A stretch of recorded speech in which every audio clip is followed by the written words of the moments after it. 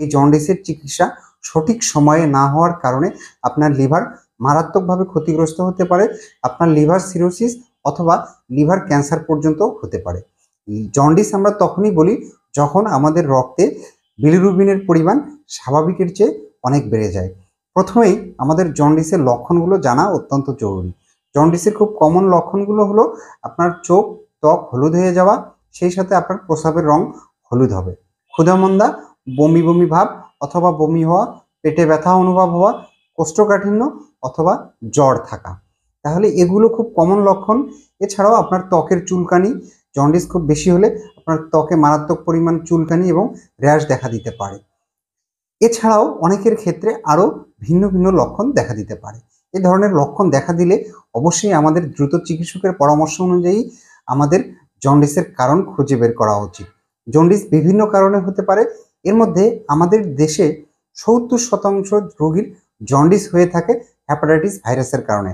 Hepatitis A B C D E ভাইরাসের কারণে আমাদের লিভার ক্ষতিগ্রস্ত হয় এবং জন্ডিস দেখা দেয়।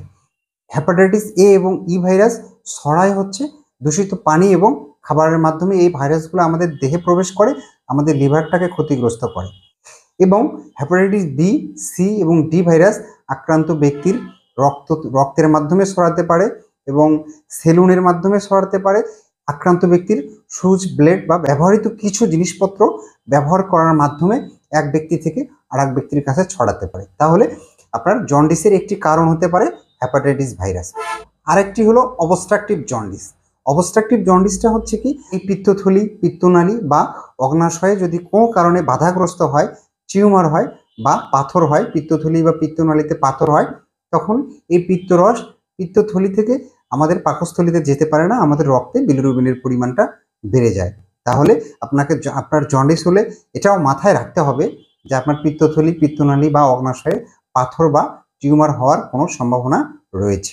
তাহলে বুঝতেই পারছেন আমাদের জন্ডিস হলে প্রয়োজনীয় পরীক্ষা নিরীক্ষা করাটা অত্যন্ত জরুরি। এছাড়া আরেকটি কারণ হতে পারে আমাদের রক্তের যে লোহিত রক্তকণিকা রয়েছে, এটা প্রতিনিয়ত ভাঙতে থাকে। কোনো কারণে যদি এই রক্তের লোহিত রক্তকণিকা খুব দ্রুত বা বেশি ভাঙতে থাকে, তখন কিন্তু আমাদের রক্তের হিমোগ্লোবিন কমে যায় এবং জন্ডিস সৃষ্টি হয়। তাহলে এটাকে বলা হয় হচ্ছে হেমোলাইটিক জন্ডিস। তাহলে তিনটি কারণে আপনার জন্ডিস হতে পারে।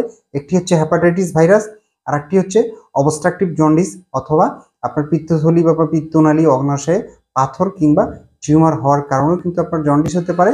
আরেকটি হচ্ছে হেমোলাইটিক জন্ডিস, যেটা রক্তের কণিকাগুলো প্রয়োজনের চেয়ে বেশি ভাঙার কারণে জন্ডিস সৃষ্টি হতে পারে। তাহলে কারো যদি জন্ডিসের লক্ষণ দেখা দেয়, তাহলে বুঝতেই পারছেন কেন আমাদের প্রয়োজনীয় পরীক্ষা নিরীক্ষাগুলো করা অত্যন্ত জরুরি। তাহলে কিভাবে আপনি জন্ডিস নির্ণয় করবেন বা কারণ নির্ণয় করবেন? আপনার রক্ত এবং প্রস্রাবের প্রয়োজনীয় পরীক্ষা নিরীক্ষা, সেই সাথে আলট্রাসোনোগ্রাম সহ চিকিৎসকের পরামর্শ অনুযায়ী আপনার আরও কিছু পরীক্ষা নিরীক্ষা প্রয়োজন হতে পারে।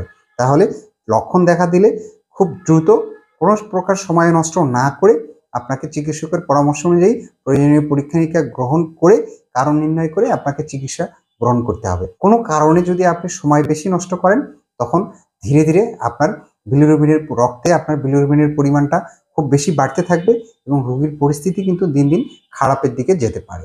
তাই অবহেলা না করে জন্ডিসের কোনো লক্ষণ দেখা দিলে বা আপনার কাছে মনে হলে, তাহলে কবিরাজের কাছে গিয়ে সময় নষ্ট না করে অবশ্যই আপনাকে দ্রুত পরীক্ষা নিরীক্ষা করে প্রয়োজনীয় চিকিৎসা গ্রহণ করতে হবে। অন্যথায় আপনার লিভারের দীর্ঘস্থায়ী ক্ষতি হতে পারে লিভার সিরোসিস এবং লিভার ক্যান্সারের মতো সমস্যাও হতে পারে। তাই এ ধরনের সমস্যা দেখা দিলে দ্রুত চিকিৎসকের পরামর্শ নিন। আজকে এ পর্যন্তই। ভিডিওটি ভালো লাগলে লাইক এবং শেয়ার দিয়ে পাশে থাকুন। ধন্যবাদ সবাইকে।